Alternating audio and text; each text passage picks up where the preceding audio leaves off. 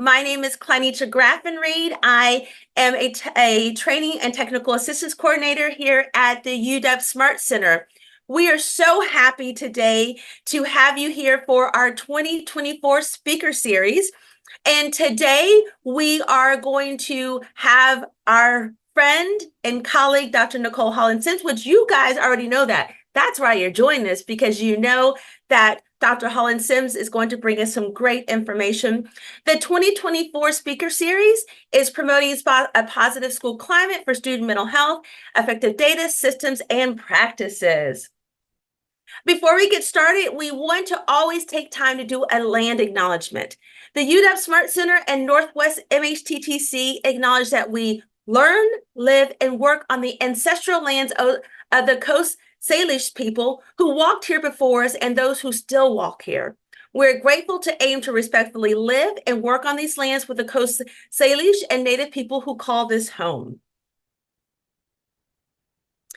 Today's event, and this is a series. So this entire series is brought to you by the Northwest Mental Health Technology Transfer Center, or Northwest MHTTC, and the University of Washington School of Mental Health Assessment Research and Training Center, or we like to refer to ourselves as UW Smart Center. So this is a 4-part series. We had an intro, and then we had our colleagues from the UW Smart Center, along with a partner from an LEA in Washington not last month, when was this? We took off for December, and November talked about universal screenings. And if you missed it, you missed a treat, but no worries, because guess what? All of these sessions are recorded. So at the end, we're going to show you where you can go and download the recording. So if you are like, oh my gosh, I need to know more about universal screenings, and you'll want to hear that last presentation, you can go to our website and you can download that. So Dr. Holland-Sims will be with us in the month of January, and we are extremely blessed that she will be with us again next month.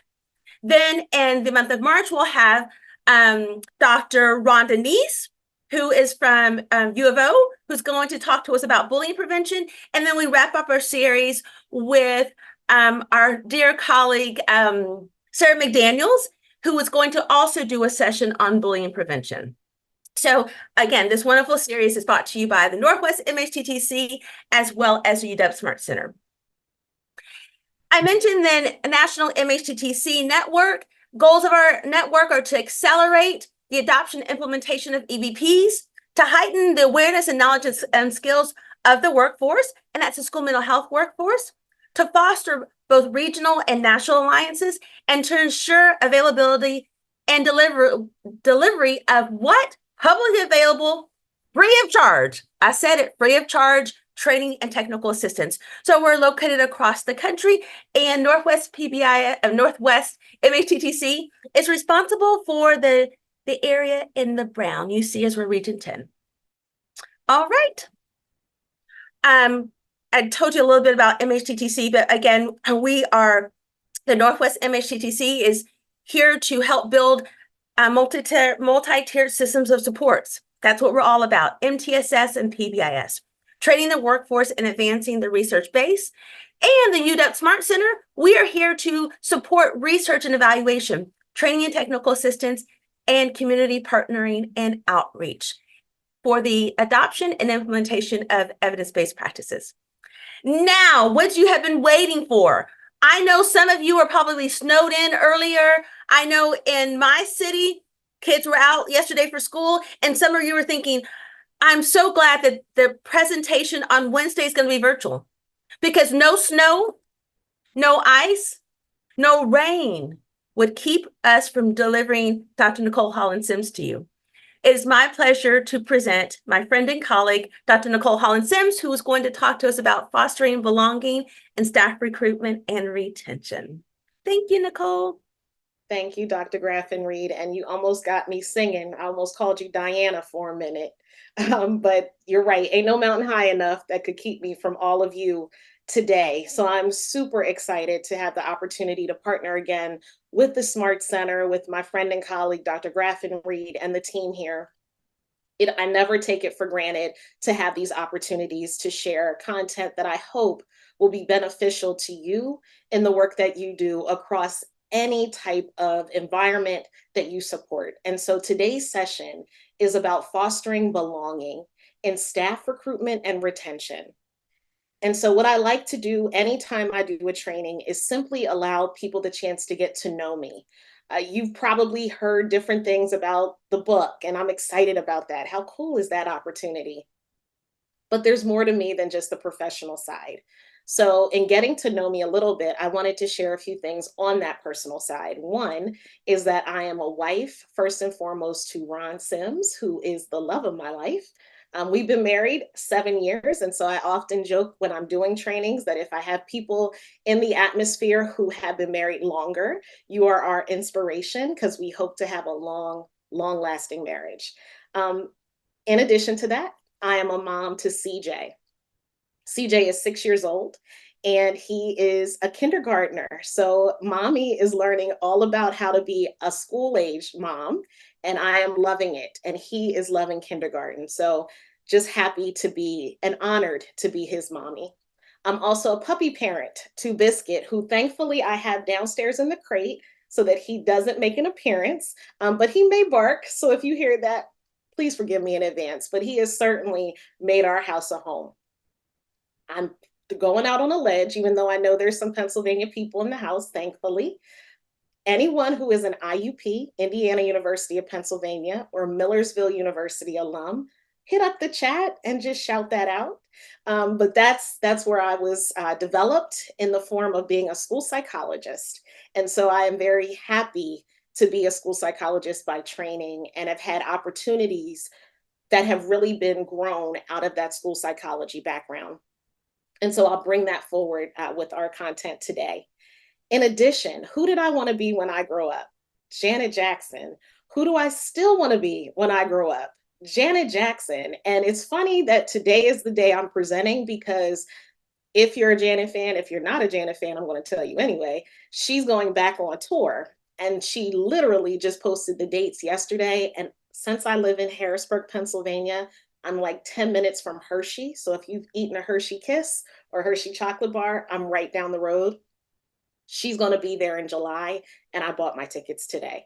So I will be down on the floor having a great old time dancing with Janet Jackson. So I'm super excited if you can't tell. And lastly, I am a Disney fanatic. And if I had the opportunity in the content today, I would embed Disney all throughout, but that's not the purpose of today's session. But that's a little bit about me. So when we talk about belonging and the people that have helped me feel a sense of belonging and inspiration to do the work that I do, they are my education dreamers.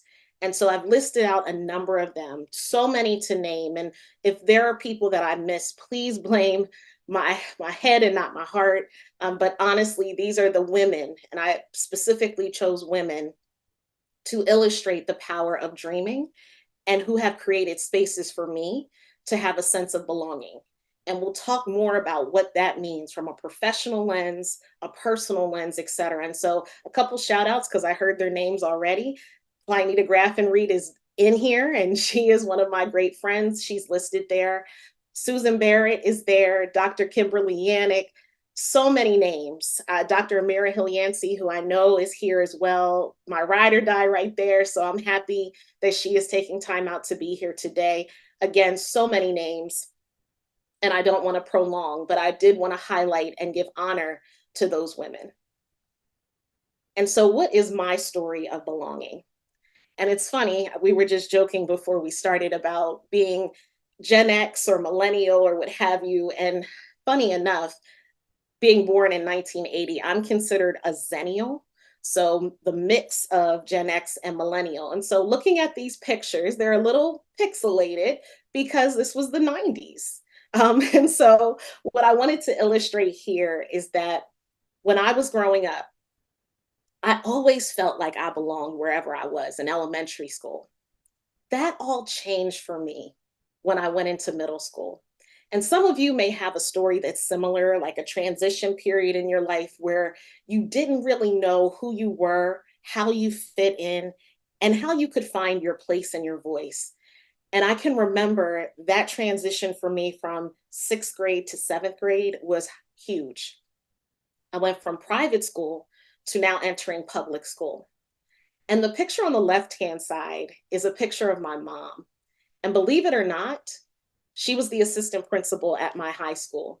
And that's her assistant principal office. And those folks that were flanking her are my close friends from high school. And her office became a space of belonging for us because we attended a school with a variety of different students, Central Dauphin East. If there's East High folks in the space, go ahead and shout that out. But it was different. And we were all seeking connection. And we found it by seeing someone like my mom. She has her own story of belonging that I've shared in other trainings, and I won't do it today. But she created a space for us to feel like we had a place. And that was so pivotal. The picture on the right is of my best friend and I at graduation in high school. And Maya and I have been friends this year, 30 years, lifelong friendship. And when I think back to that transition and wanting to feel connected and belonged, in eighth grade, when I still sat by myself at lunch and didn't have anybody that wanted to sit with me, I was your quintessential nerd. Glasses, braces, smart. At least I thought I was smart. No one wanted to be my friend. And Maya came to our school. And when she came in, she saw me sitting by myself. And I saw her sitting by herself. And somehow we connected. And the story can vary. I feel like I went up to her and said, "Can I sit with you?" I can't remember for sure. But in that moment, we were connected. Belonging can make you feel like you can do anything. It can make you feel like whatever I am poised to do, I have a community beside me that supports me, loves me unconditionally. And what we want is when we're recruiting staff and we're retaining staff, how do we create spaces where examples like this become reality? Now, at work, we're not expected to be best friends. We're not expected to always get along. But at least when I enter the space, I should be able to show up authentically, do the work that I'm charged to do, and allow my mental health to remain intact. And so today's session is really going to focus on how we encourage and create those opportunities for belonging to exist. Now, in this context, we're going to focus it more on education. But what I want us to do is even expand beyond that, because some of us don't work in a school building per se. We work in different places that may be connected to education, and belonging at the staff level is still very valid and relevant. Understanding that belonging is the North Star along this journey of equity and inclusion. So we know that most of the focus around that type of work has been mainly student focused. Today's session is going to be about the adults. And so I'd love to take you on this journey with me. So let's begin with talking about what's called the HELP framework.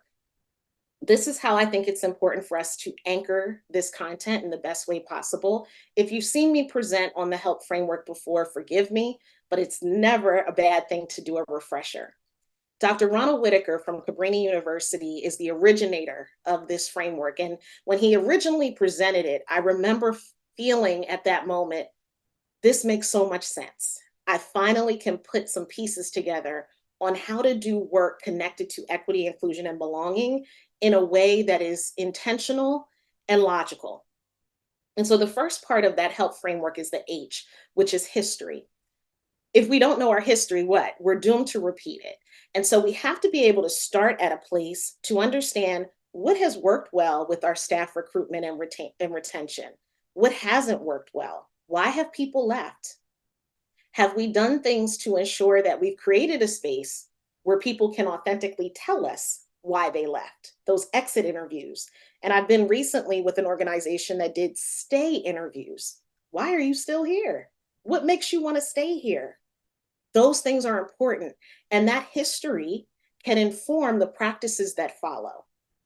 So I want to be clear. We can talk about history from a global sense, a national sense, state, regional, et cetera. But let's even dig deeper into the organizational history. We can do that in a school lens. We can do that in an organizational lens to figure out what we can do better in order not to repeat the mistakes of the past. Once we have that information, then how do we overlay that with focusing on equality versus equity? So in this case, for some of you, you may have seen a picture like this all the time. What I want to unpack in this is that if everyone is getting the same thing, no matter what they present with or what they need, that means some of us are not going to experience what we need or be given what we need to the best of our ability. Equity allows for us to see everyone's differences and ensure that the boxes, as you see here, are particularly developed to fit what the needs are, what the strengths are, etc. I use this example as just a concrete way of illustrating this. My husband, who loves Jordans, he's a Jordan head, a sneakerhead. If there's sneakerheads in the place, go ahead and shout that out. He loves to wear his Jordans. If he could, he'd wear them every day. When his job has Friday dress downs, you can guarantee he has them on. Why am I telling you this? Because if I were to try to wear his 12 and a half size shoe, his shoe doesn't fit my foot. And I'm going to fall all over the room trying to make my foot adjust to the size shoe that he has. I need a 6.5 in women's. So because my shoe size is that, if I tried to give him a 6.5 shoe, he's not going to be comfortable at all. He's not going to be able to do what he needs to do because that shoe doesn't fit him. That to me is the most concrete example of illustrating equality versus equity. So we have to be clear that the practices, the procedures, and the policies that we're putting in place are equitable, not always equal. And then what undergirds all of that? Love. So when we talk about love, I'm not talking husband, wife, like Ron and Nicole. I'm talking about relationships. I'm talking about systems of support, systems of care to ensure that whatever we're doing is always anchored in that. And then lastly, we have pedagogy and practices. And in education, and I know even as mental health providers, we are almost conditioned to be helpers and to move with urgency, right?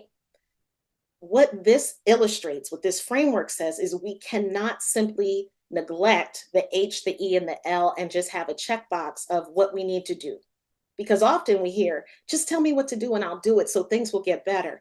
And while I can understand that need, these three components before that are going to ensure that those practices have sustainability and can last a very, very long time. So this health framework, I want us to continue to stay anchored in it as we move through the content. So Einstein said it best. So we think of that history. We cannot solve our problems with the same thinking we used when we created them. So the innovation that we have to employ to make change is always going to be necessary. And that history, again, is going to inform that movement. And so what is the goal? When I've done trainings in the past, I like to do some level setting around language. And I kept thinking that North Star is belonging. So what kind of precipitates us to get to belonging? And you know, in education, we think in shapes. So originally, my impression was that this was like a triangle, with the base being equity, the middle part being inclusion, and the tip top being belonging. Well, when I thought about it a little bit more intentionally, equity is the core.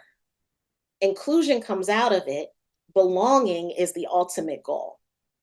And so what I tried to do in this graphic here is illustrate definitions to get us to that understanding.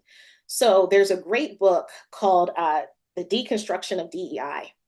And I may be saying that title wrong, but it's Lily Zhang. And Lily Zhang, it's DEI Deconstructed. I got it now. DEI Deconstructed by Lily Zhang. They have a great definition for equity.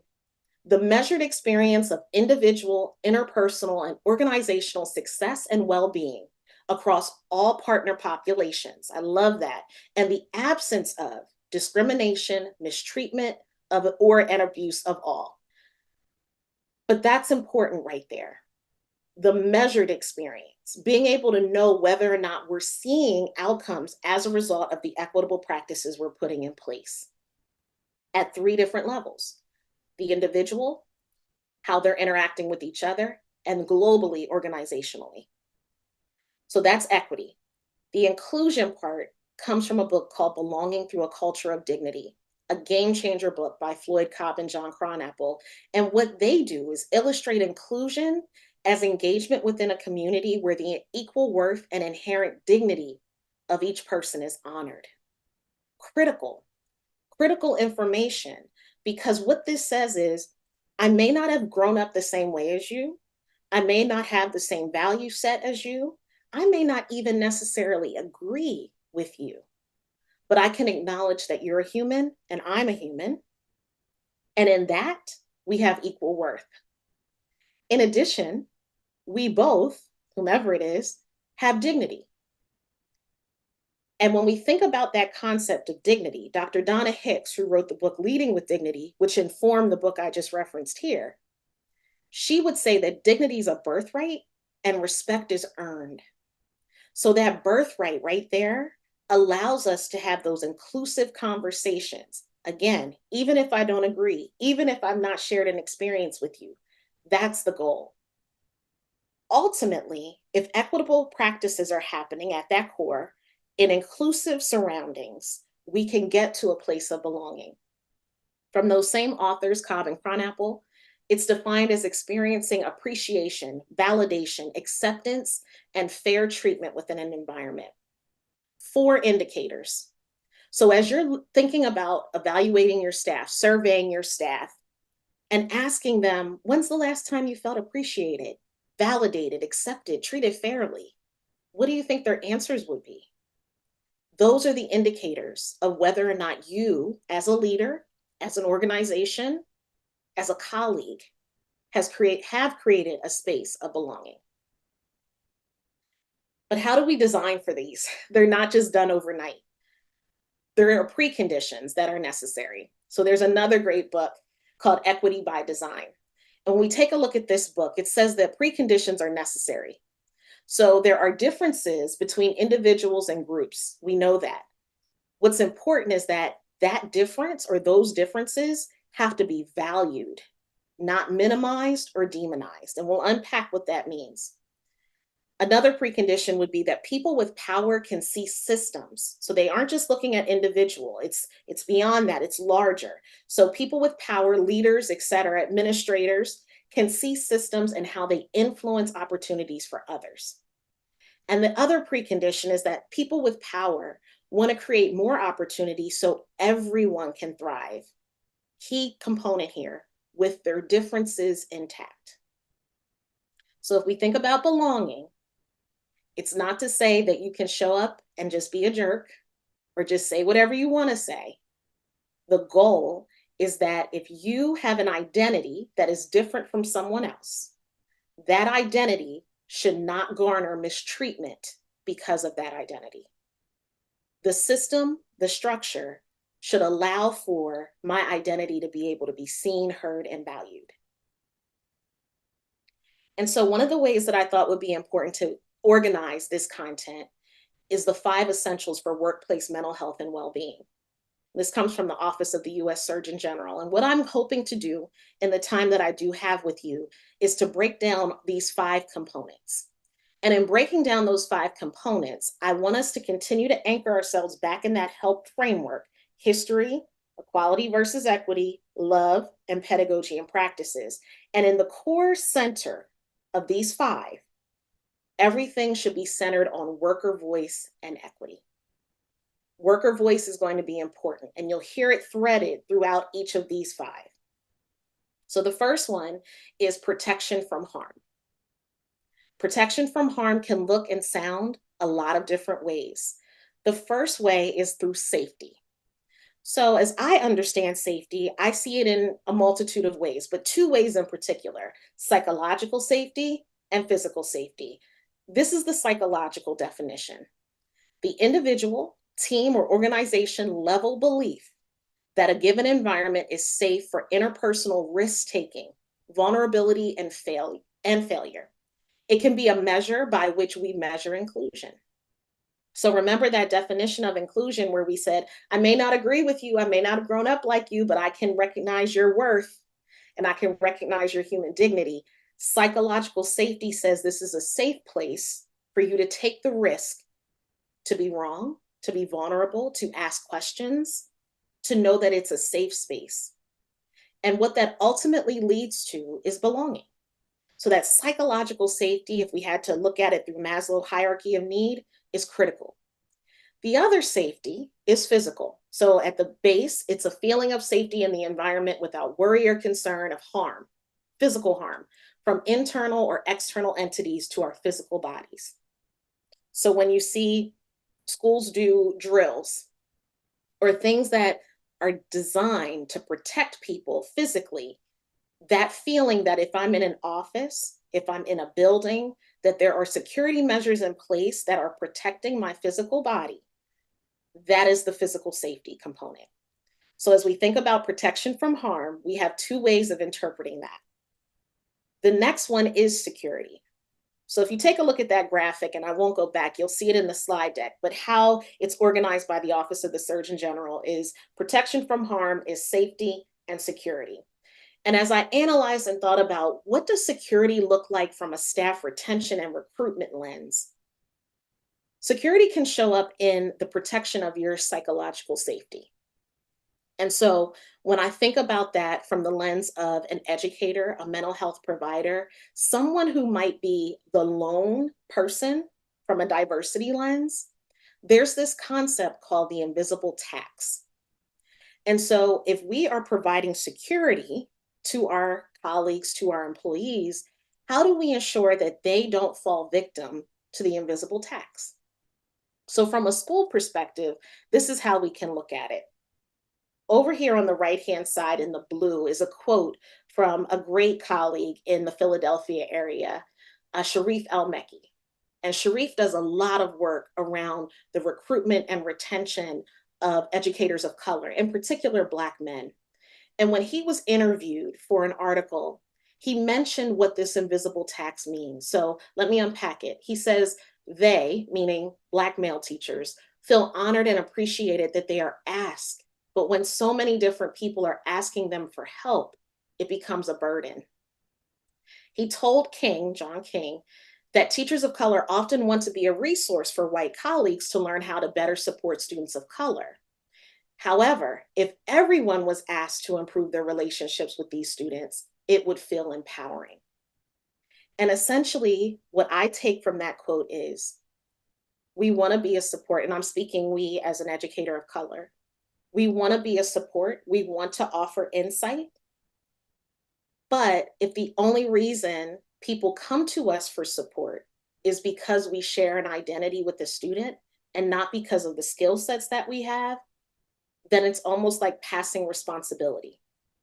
And so we want everyone to be comfortable, confident, and able to engage with every student that they encounter without relying on utilizing that one teacher or maybe two teachers of color to be the spokesperson or the person that can best support that student. In addition to that, the quote over on the left says, William Hayes said, the pressure of being the lone Black or brown male educator in a school, while simultaneously charged with being the main mentor, disciplinarian, and relationship guru for all students who share similar backgrounds, can be overwhelming. That's in a school setting.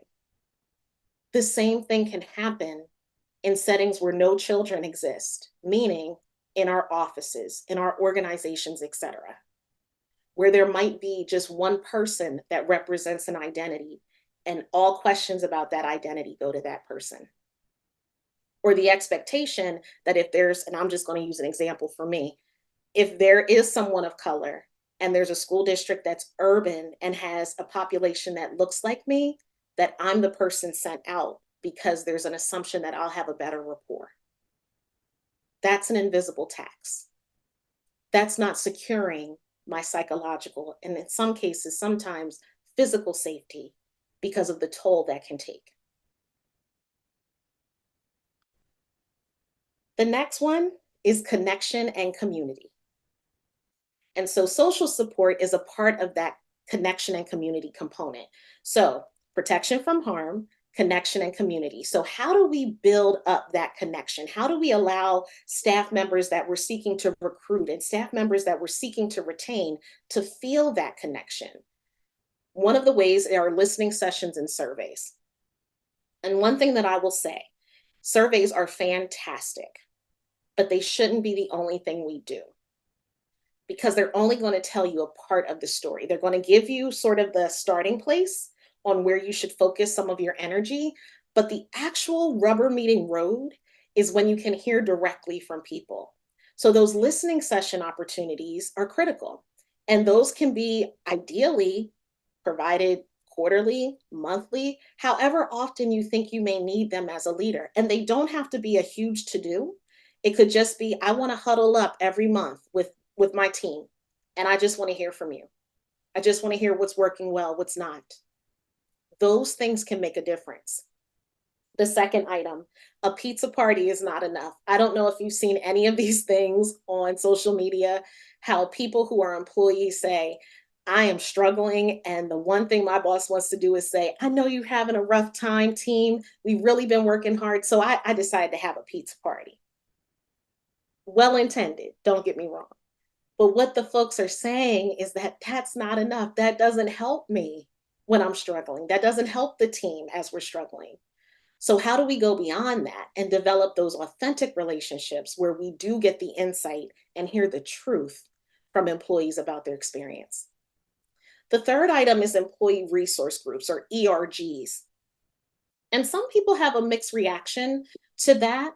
But what I have found and have seen in these instances in working with organizations, school districts, et cetera, is that they can really be helpful. Two things to consider though. One, and if you're not familiar with employee resource groups, let me unpack that really quickly. Sometimes groups of people that have a shared identity may want time together because they have an understanding of each other, or they want to talk through things that maybe other colleagues won't fully understand. And so that space can be a time where they can feel that belonging or that connection. Remember, I showed you my mom's office, the assistant principal's office, that normally would have been a place students don't want to go, but we wanted to go there because there was safety there. Employee resource groups can do that for some groups of people. In addition to that, employee resource groups can not only be a place of safety, but it can be a place of action. So if these groups are gathering together, they can say, we're noticing that when we come in, there's no real welcoming feeling. And taking that back to leadership and saying, from a culture perspective of this organization, why would I want to stay here when I don't feel like I belong or I don't feel welcome? So those are ways that socially we can leverage those relationships to make improvements. Some people often ask me, if we do a listening session, like, what should we ask? What are the questions? And so I'm glad you asked because there's a great book called Street Data by Shane Saphir and Jamila Dugan, and they actually give sample questions if you want to do some of that staff feedback. And here are a few for you to consider. What is something in your practice that you're feeling good about or proud about right now? What's frustrating you or keeping you up at night? What is one critical change you'd like to see in our school culture, our systems or structures? And you can substitute school with whatever piece that you're connected to. And then what feedback do you have for me as a leader or a colleague to support creating our school as a place where all can experience belonging? I actually did this in a school district in PA in asking staff some of these questions, and it was mind-boggling to see some of the staff literally take a deep breath and say, no one's ever asked me these questions. And I'm so glad I can finally say what I think. So it's powerful. And that staff feedback is building connection because it's showing a level of care. Remember that love and help. And so when we think about what is belonging, I come back to that Belonging Through a Culture of Dignity book and offer the second part of that definition. Remember, appreciation, validation, acceptance, and fair treatment. The second part is acknowledging that when people feel that they belong, they aren't distracted and worried about being treated as a stereotype or a singular part of their multidimensional personhood. Meaning, I don't have to be concerned that I'm showing up as a woman and having people expect me to be sensitive. I can just be myself. And if I cry, I cry. That is a true feeling of belonging. We can take it up a notch and go into other identities that may be stereotypical. And people assume because you fall into those stereotypes that you are representing something. And if I feel like I truly belong, I won't even care. I'll just show up as me. But for some of us, that is not always an option. And we're constantly worried about it. Our students are constantly worried about it. And so belonging is something that we seek to achieve so that people can feel like authentically I am here and I'm able to be a contributing member of this organization. So when belonging is absent, and this is at the employee level, we talked about that emotional labor and the psychological toll it can take if you're overly consumed all the time about how you're showing up, what you're wearing, how your hair is styled. People make comments. Very briefly, I can remember working in an organization and I would dread seeing one of my colleagues because I knew that she was going to say to me, "Oh, wow, you look tired." I hated that. And I wanted to say to her so badly, "I woke up and looked in the mirror today and I know I look tired." I don't need you to point that out. That's emotional labor. The anxiety about worrying about if I say something back to her, am I going to be seen as the aggressor?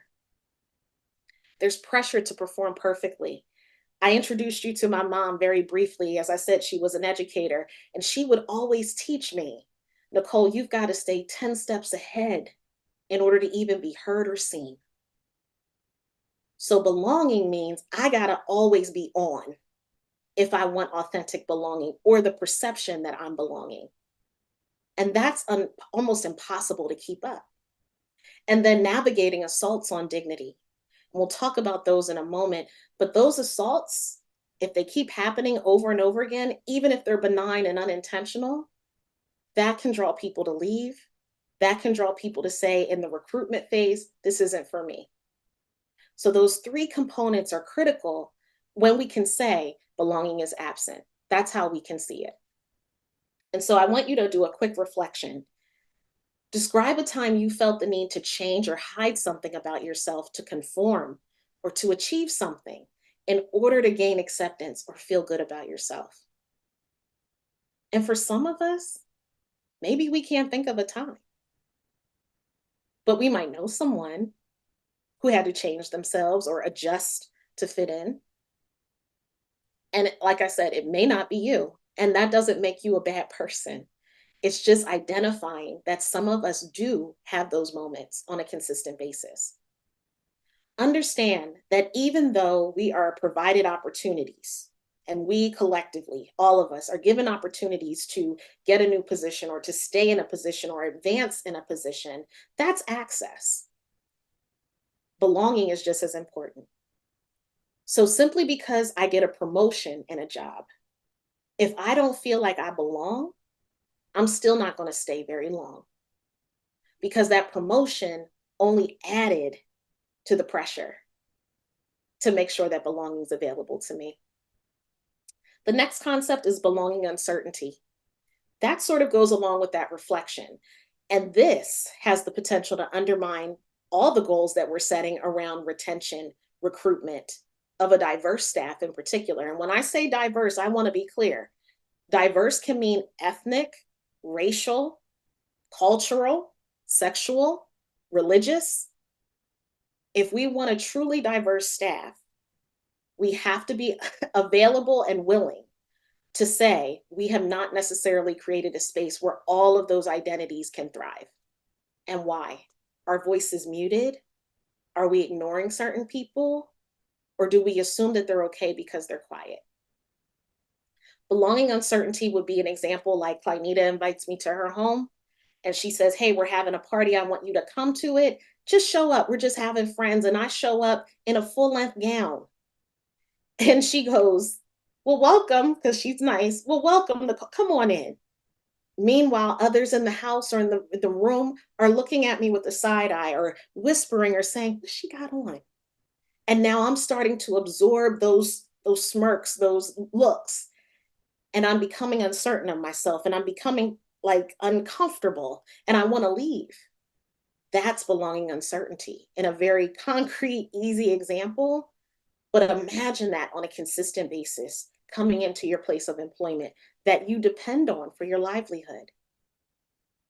You don't want to stay there. You're miserable there, and it can impact every other facet of you. This next one is work-life harmony. So let's recap. We had protection from harm, connections, right? Work-life harmony. Because what we've learned is that balance is almost unrealistic to achieve, work-life balance. It's hard. It's almost impossible. So what we should seek is harmony, because one is always maybe going to outweigh the other. But how do we get to a place where we can feel some homeostasis or some contentment with the balance that we're seeking to achieve? And so one of the ways we can do that is through autonomy. And that's providing autonomy to our colleagues, to our employees, etc. Autonomy is a huge thing. A while ago, I recorded a video of different colleagues and I asked them to say, I feel like I belong when. And I can remember one of my great friends, when she completed hers, she said, I'm given autonomy. And I remember that hitting me like a ton of bricks, because what value does that show you as an employee when someone says, I trust you? I trust that you know what you're doing. I trust your skill set, and I don't have to worry about you. So I don't need to micromanage. Autonomy can help me with my work-life harmony, because you trust that even if I'm not doing it the exact way you would have, I'm still getting it done. So providing opportunities and freedom to try out new ideas or projects in their own way that's not scripted or forced by the way things are done around here. And then also the ability to say, you're an adult. You're a professional. I love when people would say that to me. You're a professional. I trust you. Treating workers as adults, professionals, and contributors, not children or subordinates. We got to trust our people. That way they can feel like, yeah, I'm a part of this team. Yeah, I bring something to this table. Value and autonomy, work-life harmony. The next one is flexibility. I don't have to spend a ton of time here because we know how important it is to be flexible on a job. And so what I loved about a former role that I had is someone said to me, our job really never ends. As long as you get the work done, I am not going to check your calendar every hour and see what you're doing. That's another form of autonomy, but it was a trust and a flexibility that I couldn't have imagined. And I missed that part of that job. Other parts of different jobs you wish you could put together and say, that would have been my perfect role. That is one that I always reflect on and think that was great. So the focus more on project completion and reach goals, not so much on how many hours I worked in the day. An acknowledgement that there is life outside of work. So when people put up boundaries, that out of office, respect it. Respect it that they have family, that they may have an ailing parent, that they just might need a breather. And simply because it was on your to-do list doesn't mean that it is urgent for them. A life hack that I found recently is on Gmail. You can schedule send. You can probably do it on every email platform, but I discovered it on Gmail. And that schedule send has really changed me, because I was finding myself emailing people at all hours, all different times of day. And I thought about it one day and I said, Nicole, you don't like it when people do that to you, weekends, etc. So I now do schedule send, because I still checked it off my to-do list, but now I'm not making someone check it and look at their email at a time when they probably are with their family or just simply trying to get some time to themselves. Flexibility is critical. Mattering at work. Huge. This is the value component. And this is where dignity really can be situated. So there's a great book called The Diversity Gap. And in that, the author says the dignity case for pursuing diversity, remember, diversity encompasses so many things, says that all people are inherently worthy, sounds familiar? Are inherently worthy of respect, safety, encouragement, and support when they arrive at work. Those key things are imperative. If we expect people to want to stay in our organizations, to want to be a part of our teams and do their best work, Those things are non-negotiables. And what are those things rooted in? Dignity, honoring the dignity of a human. And so Dr. Donna Hicks, who I mentioned earlier, gives us 10 elements of dignity, because for some of us, dignity is such a broad topic that you're like, I don't even know where to start when we talk about what is dignity. But I want us to take a look at some of these, and they'll look familiar to what we've already covered: acceptance of identity, safety, recognition. So the validation component. Remember earlier I said, I may not have fully understood your perspective. I may not have experienced what you experienced, but I can say, tell me more, or I hear you. Validating. Independence is that autonomy, enabling agency. Acknowledgement. So once I hear that you've had a concern or something is bothering you, what am I doing about it? That response to concerns is critical. Understanding. So listening to the perspectives of all, as many as you can. Inclusion. We've talked about what inclusion is. Benefit of the doubt. Giving grace. Extending trust. We are all not perfect people. We're going to say the wrong thing. We're going to sometimes do the wrong thing. Honoring dignity in someone is giving them grace to say they're human and they're prone to make mistakes. How do we extend the benefit of the doubt? In fairness, treating people with equity. Remember those shoe sizes, right? Making sure people are getting what they need so they can thrive.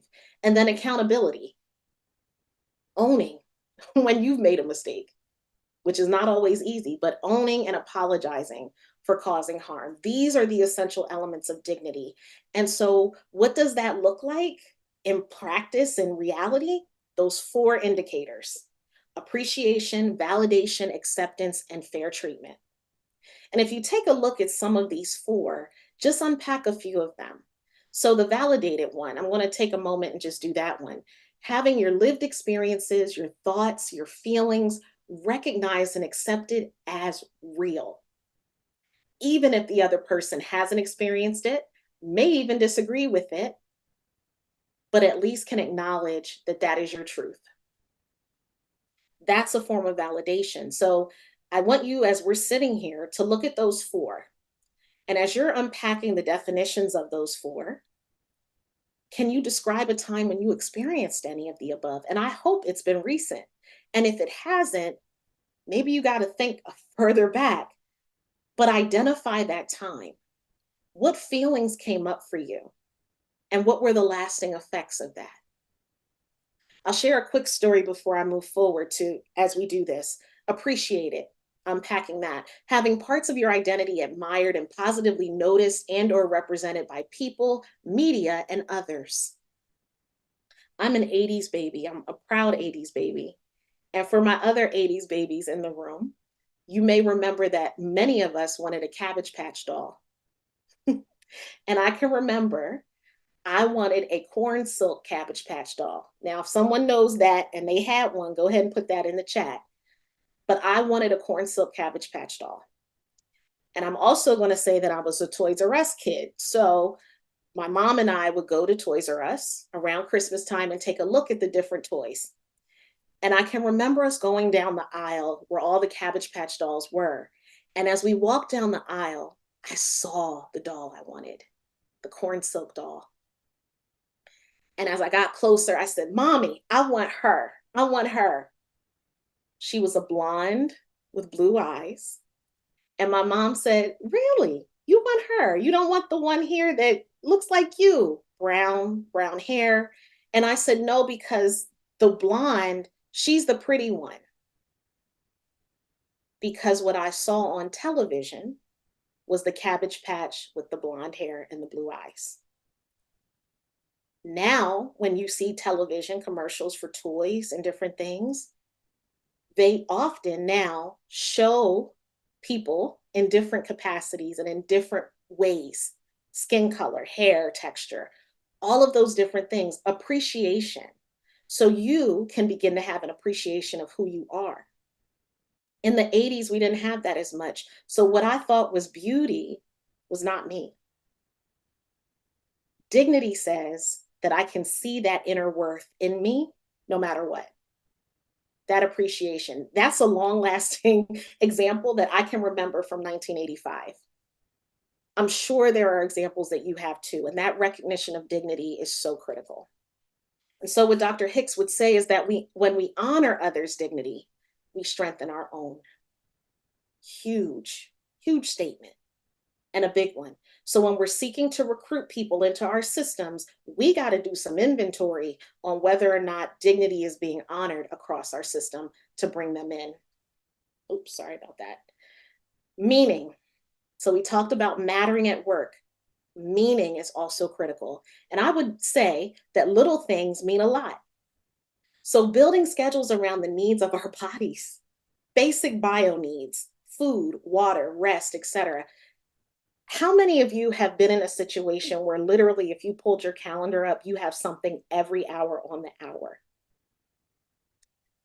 Not even a moment for lunch, not even a moment to use the restroom, not even a minute to turn away from your laptop, just jumping from meeting to meeting. Or if you're in a building, you're running from room to room and you don't have that space. Those things take a toll. Burnout is real. So something that you may see as little really does mean a lot.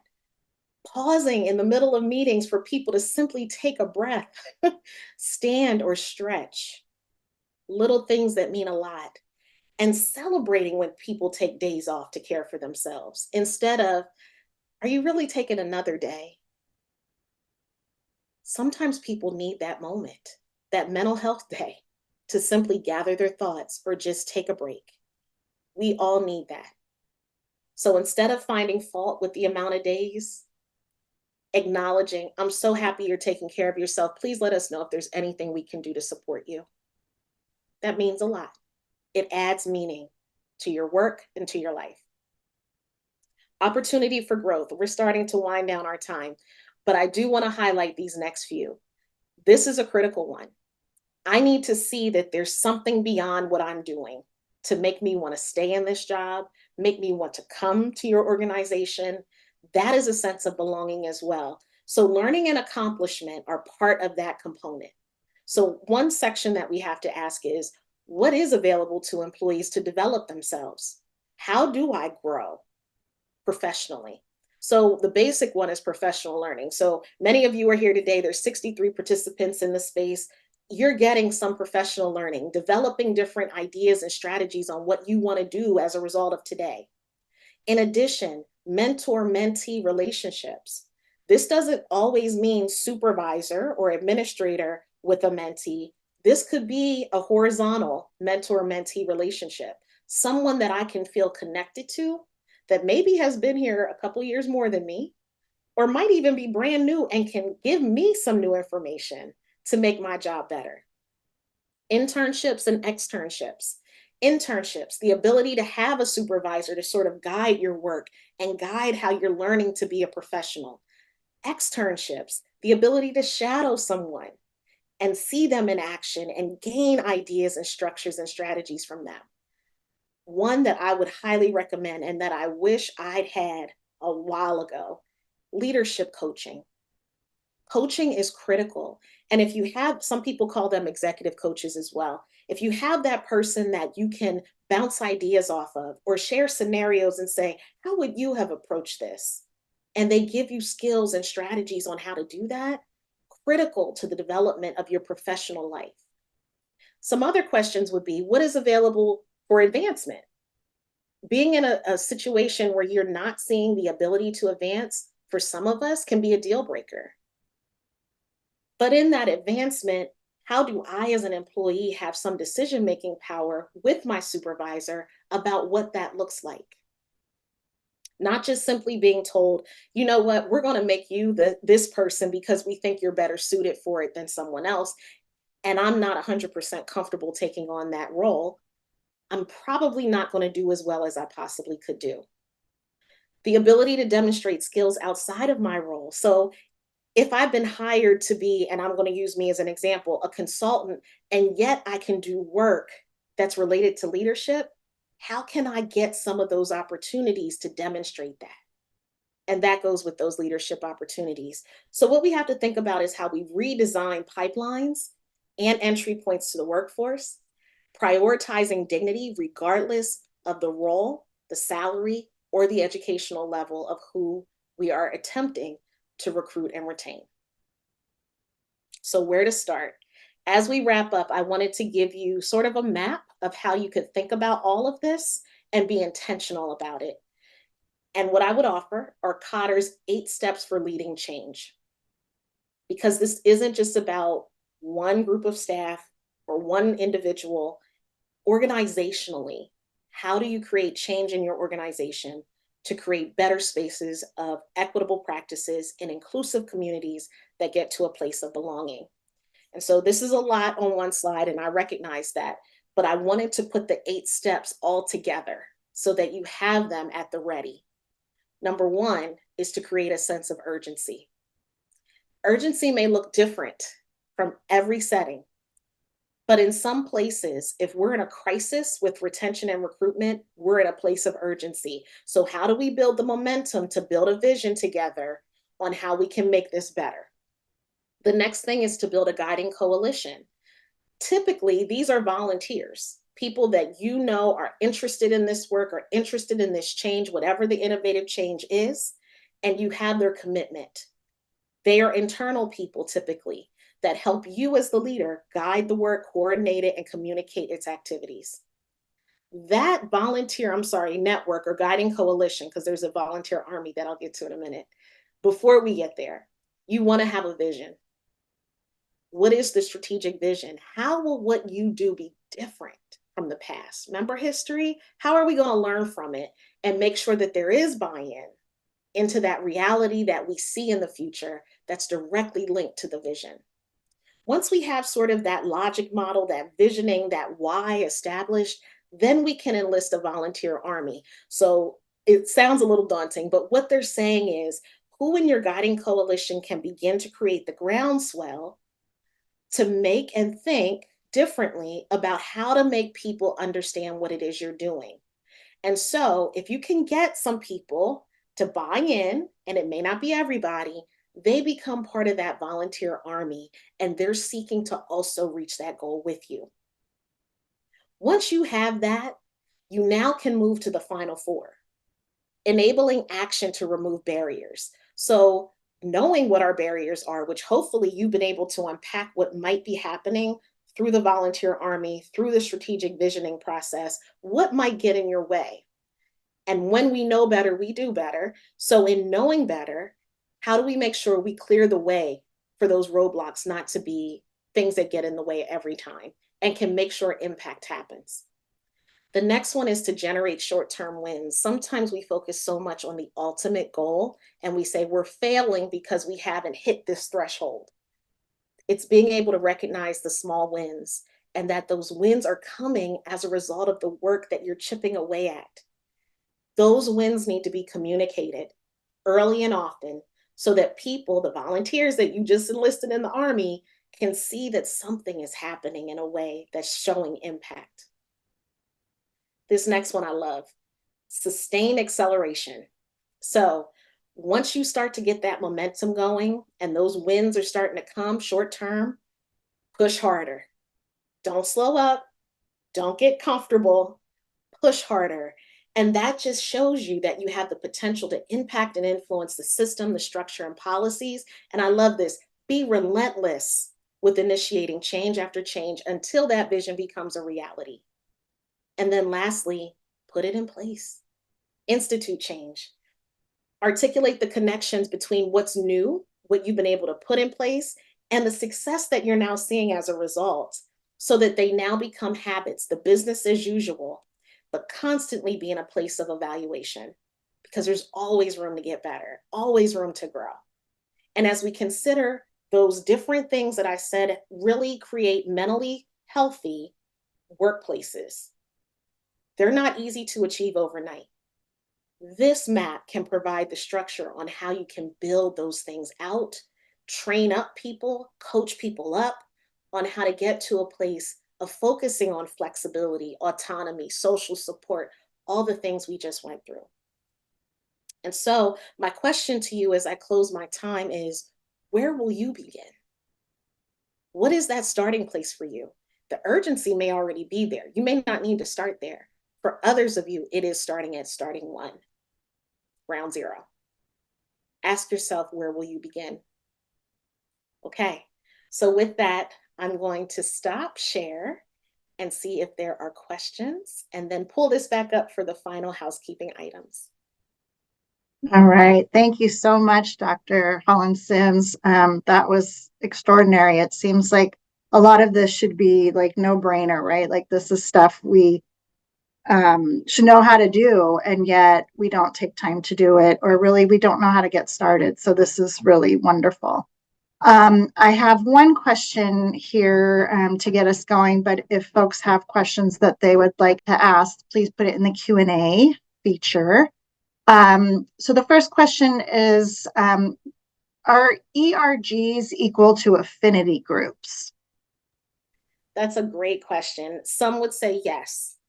Affinity groups are very similar to ERGs. And like I said in the presentation, sometimes they can be operationalized in two different ways. So one would be the space where people who have like identities or like experiences just want a space to be together. The other would be, we want to be an agent for change as a group, and we want to be spokespeople for how to increase and improve that feeling of belonging in our setting. So yes, affinity groups are very equivalent to ERGs. Great question.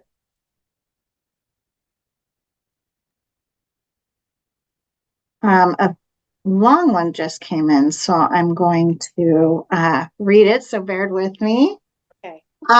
Okay, 95% of our employees say their work matters to them quite a bit or a tremendous amount. And that's about 3,000 people. 90% say the work they do is quite meaningful or extremely meaningful to them. And 65% are overwhelmed and or exhausted frequently or almost always. We must discuss school district cultures that continue to reinforce clubs of unsustainable hyperachievement and martyrdom and hustling for worthiness. Relational aggression tends to thrive in these places, including psychological safety and belonging, while increasing bias. And confronting toxic cultural values is a way to honor the dignity of others, and it's energetically expensive. Have you seen or heard about schools or districts that have successfully addressed these issues in a way that doesn't continue to expect those who have experienced harm, so educators, leaders, and paraprofessionals, to do most of the heavy lifting? And where have you seen educators get into good trouble and achieve measurable improvement in belonging and well-being? Thank you for that, Chris.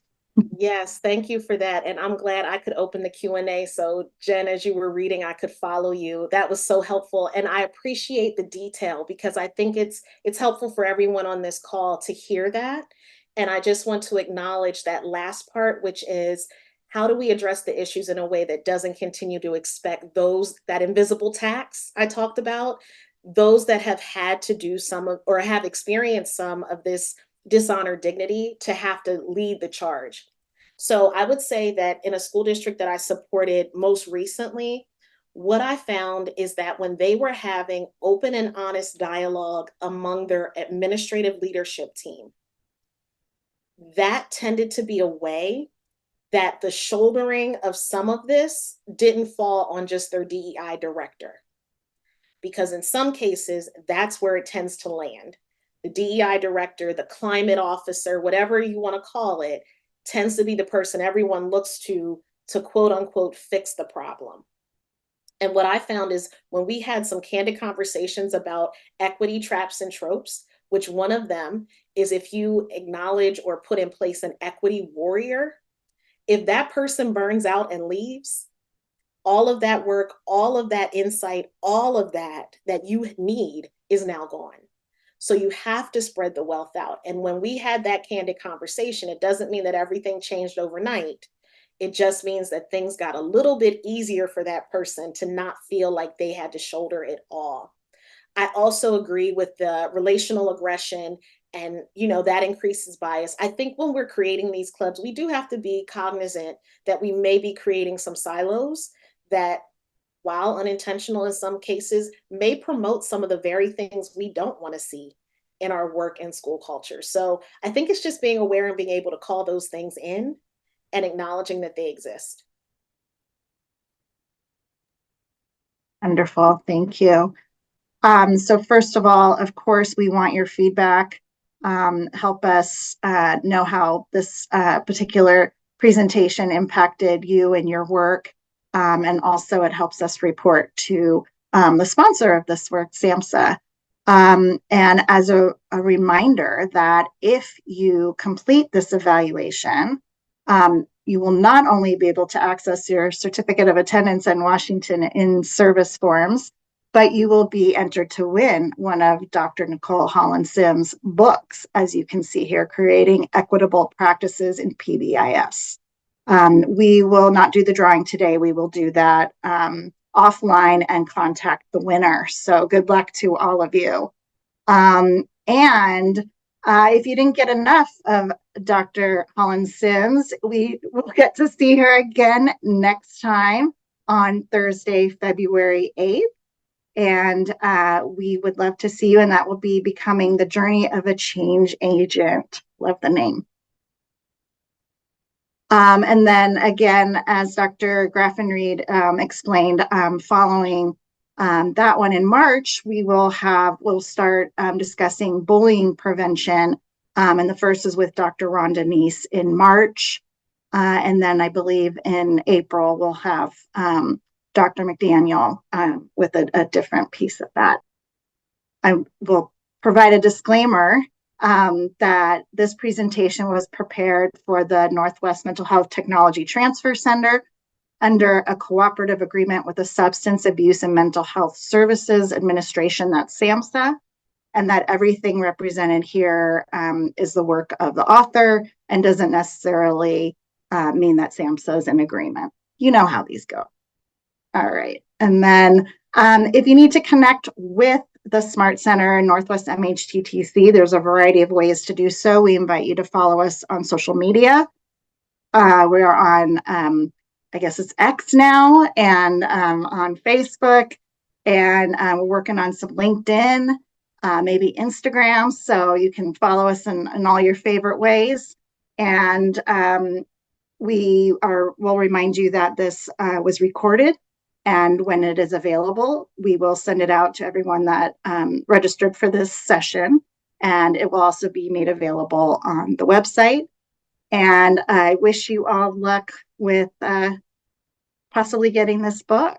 So I want to thank Dr. Nicole Holland Sims again. There's lots of wonderful praise coming in the chat. So I want to join everyone and thanking you for sharing your wisdom with us today. Okay, well, I wish everyone a wonderful rest of your day. Thank you for taking time to join us and learn with us. And we look forward to seeing you next month in our next session with Dr. Holland Sims.